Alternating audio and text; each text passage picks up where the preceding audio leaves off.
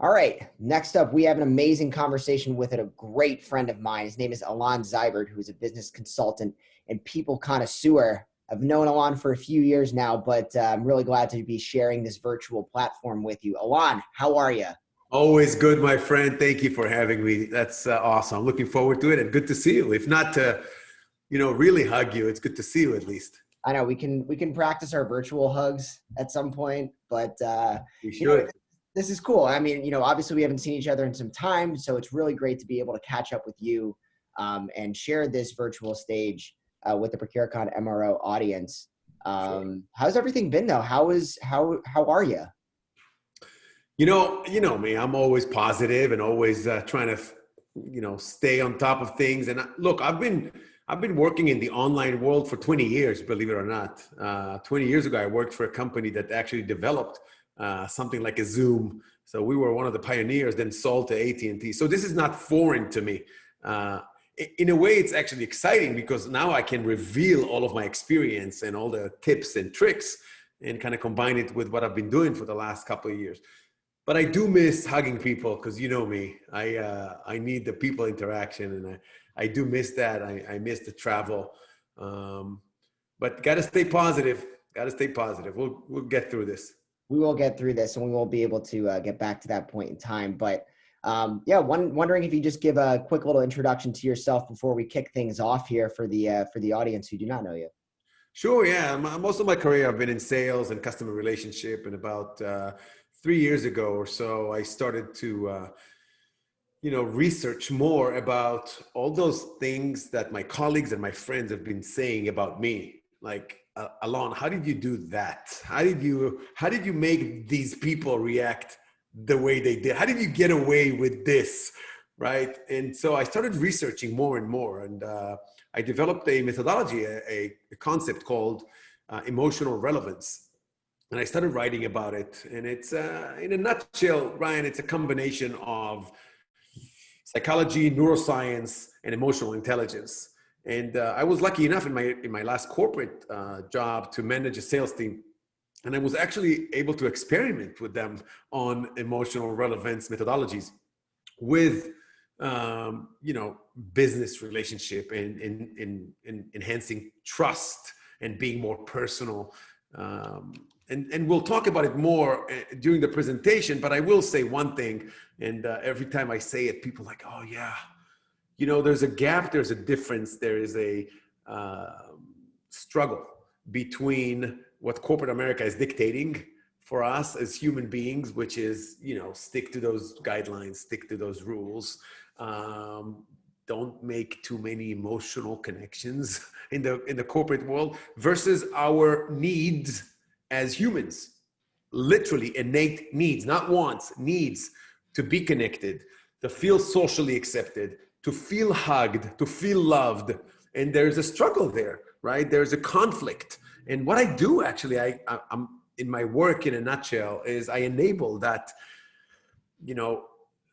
ability to be you, ability to be more human in the corporate world. The good news is that once you get through that, everybody likes that because again, it's us as human beings. So I just give them permission to do that. It's still a lot of companies are, following the guidelines of corporate America. And as you know, there's a lot of HR related stuff. And I'm sure our listeners right now are nodding saying, yes, yes. And we've all gone through that. But here's one good thing about the virtual world and the pandemic that got us to this, and we'll talk about it. But if you think about it for a second, Ryan, and we can use it as a segue to go to our, to start the presentation. By default, the online setting is actually more intimate than the workplace default setting. Because if you look at it, even right now, you and I are looking at each other. I'm in your home, you're in my home, right? It gets us a little bit more vulnerable, more open to begin with, right? And so one of the things I'm doing with working in the online world today through emotional relevance is actually taking advantage of that. But emotional relevance starts with an emotional experience, because when we go through an emotional experience, right, we remember. when we go through an emotional experience, we remember. It's engraved in our mind. So I want to ask you and the people who are listening right now, just for a second, close your eyes. Just really, and close your eyes, go ahead. And I'm going to put a picture on the screen. And when I ask you to open your eyes, I want you to think and immediately respond to where were you when this happened? Go ahead, open your eyes. When were you? Where were you when this happened? Do you remember? Yeah, I was in, I'm going to date myself here. I was in Mrs. Harding's 7th grade class, moving from history to my locker, and they made an announcement over the loudspeaker. And I was a little confused. I didn't fully understand what was happening. I didn't know if it happened on that day or if it was a day in history. Yeah. I was just coming out of history class. I was very confused. And then people just started getting snatched up out of school. Their parents are coming, taking them out. Yeah, it's very, very vivid. Not only that it's vivid, if I ask you, to really think about who was there near you, the color of the lockers, the lighting, what you were wearing, you will remember a lot of it. Mm-hmm. I'll tell you more than that. Right now, when I ask you to think through it, did you feel something in your body, some emotions at all? Yeah, it was a sense of like uncertainty, unknown, and a little bit of fear mixed in there. Just yeah.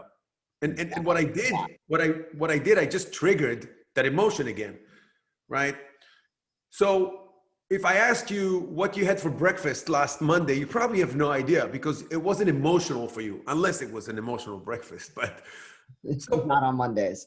Yeah, I call it an emotional anchoring. So think about the concept of going through an emotional experience and then being able to trigger it again. What happens when we trigger that emotional experience, it actually creates a sense of, better, like a greater sense of trust of the relationship. So if you take your customer, your colleague, your partner, anyone in your business relationship through an emotional experience, and it does not have to be anything tragic like 9/11. It could be a little joke. It could be something personal, and we'll dive into it in a second. But if you take them through an emotional experience, right, it's been proven that they tend to get more personal, they get to be more open, and then trust you more, and you trust them more, and then that relationship gets tighter and better, win-win. They share more with you, they want to do business more with you, right? So what I do a lot is I work with sales and account management teams and other executives to teach them how to, establish that emotional anchoring, right? And then to be able to trigger it again and again and again.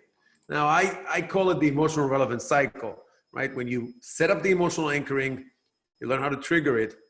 It leads to openness, empathy, trust levels, right? That are higher than the usual. And then it leads to brand equity, higher level of loyalty.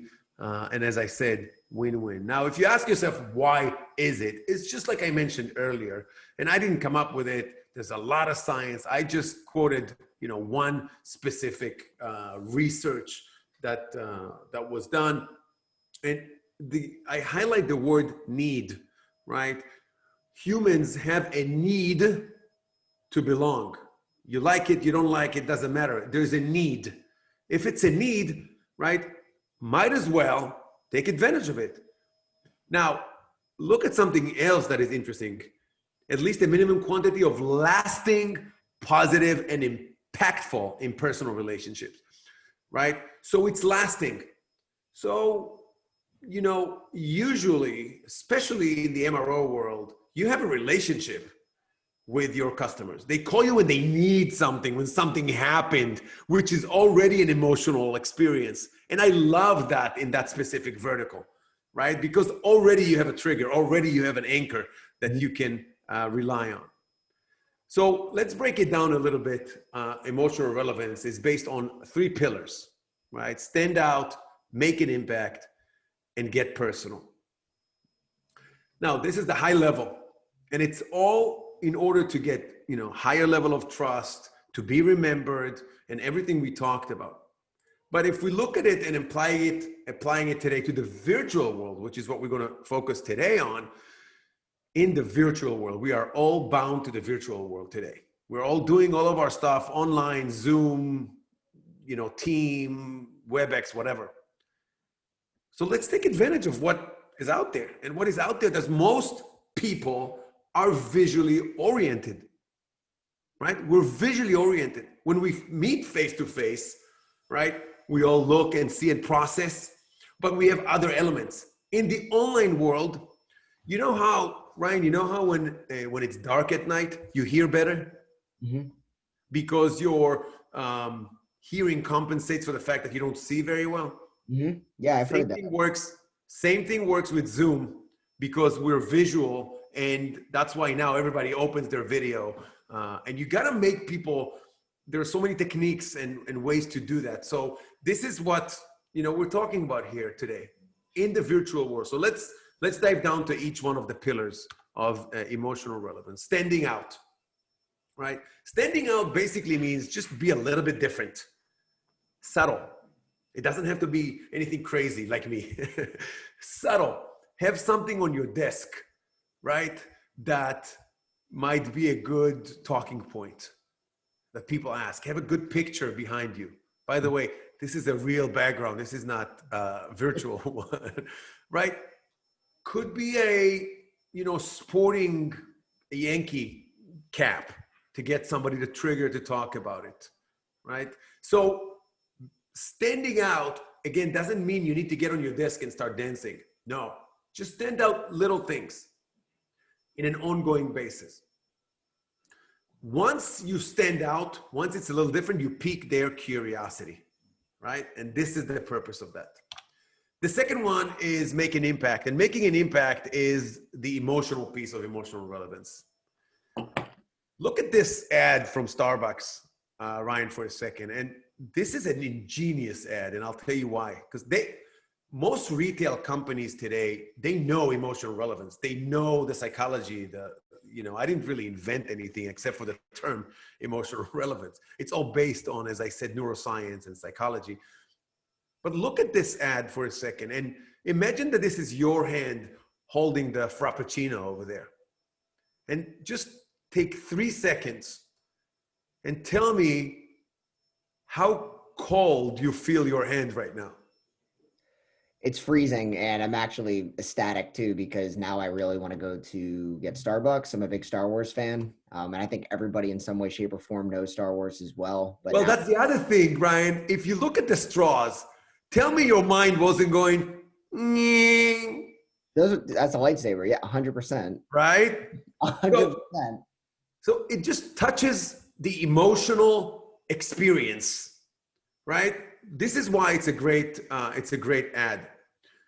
And if we are looking at the visual aspect of it, right? There's research that proves that content with relevant images get 94% more views than content without. Okay, 94% more. So why not take advantage of it? When you present something online, make sure it has relevant images, right? Less writing, more visual. Less writing, more visual.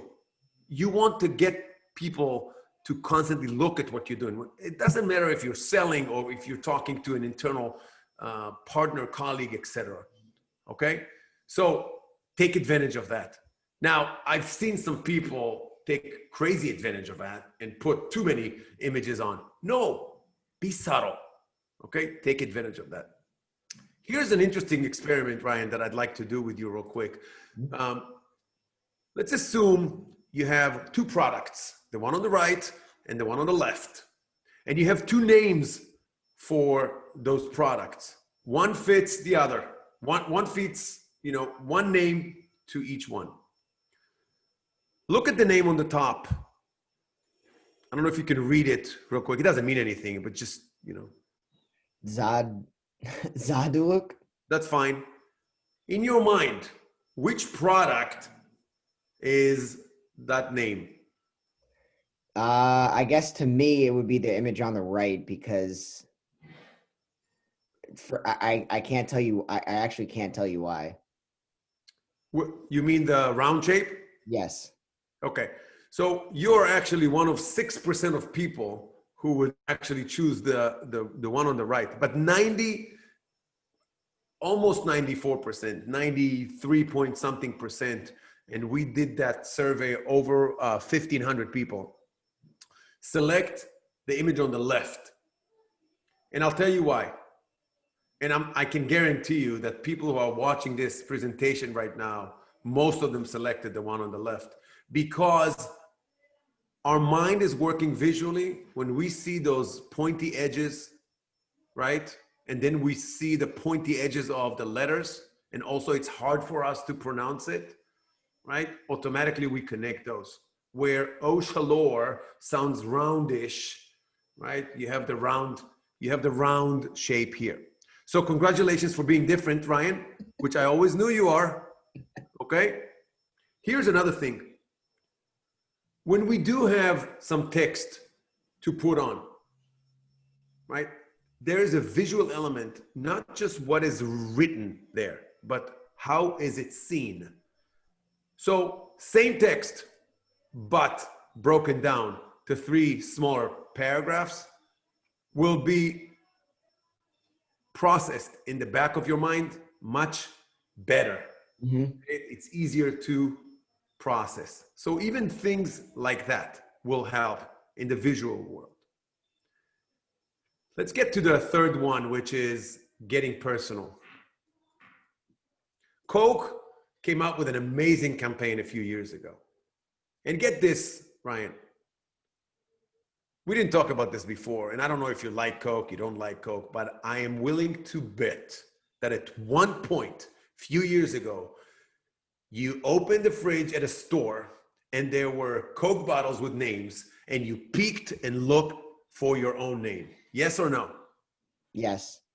I can only assume, and willing to bet as well, that you probably remember where it was. It happened a few times, and I actually remember looking not only for myself but for my friends as well. And this is, again, to show you that these elements are out there, right? Coke understand it, Mm-hmm. right? They were different. So they stood out by making it, different like that. They made an impact because it got you emotionally, right? So there was an anchor. They set up an emotional anchor when they sent you to the store. Now I triggered it with you. If you could have seen your face when I asked you, you started smiling, right? Your brand loyalty to Coke, whether you like them or not, doesn't matter. It goes up right now just by a little bit, but it goes up, more positive, right? And they definitely got personal, because what's more personal than putting your own name on the bottle? Mm-hmm. When you hold that bottle, right? That's it. By the way, as you know, my name is Alon, and it's not a typical American name. So a couple months ago, a customer of mine actually sent me a gift, and I'll show you. And I got this as a gift. How did you get Alon on there? There's no way. You can basically call them up, I guess, and print whatever you want. But a customer sent it to me with a great little personal note. So I'm saving it here on my shelf. How cool is that? That's awesome. That's really great. And by the way, what I just did by bringing something here, that's another element of the visual elements we talked about. So I made a little cheat sheet with comparing the face-to-face interaction and elements to the visual elements. And I'm not going to go through all of them, but I will highlight a couple. When we meet face-to-face, by default, there is an ambience in the room. We all look at the same furniture, we touch the same desk, and we sit on the same chairs. We look through the same window, the lights are there, set up the ambience. We're all impacted by the same ambience, okay? It creates and maintains a unified element of feel, energy, and togetherness. In the virtual world, there are ways to create that togetherness and feel and energy, right? Before you start the call, if you have a call with 3, 4, 5 people, connect a few minutes before. And the first person that connects after you, start talking to them, just chit chat. What happened is the third person that shows up already gets that feel of what's going on. So you determine if you want to talk a little more light, right, vibe, or something more serious. You determine that. But when they come in, instead of come in and seeing the lights and the temperature of the room, they feel the vibe of the discussion, right? And you can also, a little tip, you can lock the room. Everybody came in, okay, great. Now on Zoom, you can go lock the room and say it to the team. Hey, I just locked the room so we get no interruptions. Just by saying that, people are going to feel that, okay, we are now in a closed environment, it's us together, etc. So there's a list of things that really can help you do that. And with that, Ryan, I think we hit our 20-minute mark, and I want to thank you for the opportunity. I really, really, really hope that I get a chance to see you soon. And I wish I could be there physically speaking to the procurement executives from the MRO world. But if they need me, you can go to my website, which is alonzaibert.com. It's right there on the screen, my first and last name.com. And that's it for me. Awesome. Well, I really appreciate that. That was an amazing conversation. I actually was taking some notes as we move through here. There's some really, really great points. I want to encourage our audience, to reach out if you want to have an emotionally relevant conversation with Alon here. Maybe share a Coke with Alon. You're probably not going to find that name unless you custom order it, but we definitely want to encourage everyone to reach out. And as we continue to navigate these difficult times, we continue to be on this virtual platform. So don't go anywhere. We have another session coming up here in just a moment. But Alon, thank you so much for your time. Thank you. Thank you, everybody.